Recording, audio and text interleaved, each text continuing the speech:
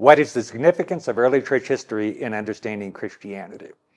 It's a great question, and there are lots of ways that the early church is significant. But maybe the most important is that the early church fathers were deep students of the Bible. They understood the Bible very well. Many of them had the whole Bible memorized.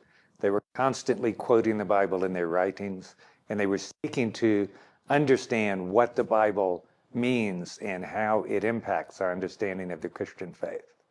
There are many, many different aspects of Christianity, and the early church fathers have written on almost all of them. So almost any question that is of interest to us that we'd like to seek some wisdom from the earlier part of the church, we can turn to the early church fathers and we can look at what they have to say about it and consider that. How did the early church understand salvation? Maybe the first thing for us to recognize as we think about their understanding of salvation is that they emphasized we cannot save ourselves. We cannot rise up to God, and so God has to come down to us.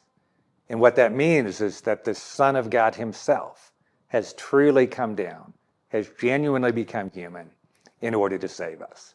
The idea that the Son is just as fully God as the Father and has himself truly come down to earth is maybe the central idea of the way the early church understood salvation. And then when we think about what that salvation consists of, that the Son shares with us by coming down to earth, the early church fathers' main idea is that that salvation consists in our sharing in the Son's relationship to the Father. We become adopted sons and daughters because we are united to the true Son. And by becoming adopted sons and daughters, we share in his relationship to the Father. It might also be interesting to Protestants to know that the early church fathers emphasized justification by faith as well. When we are united to Christ, who is the righteous one, then his righteousness is credited to us.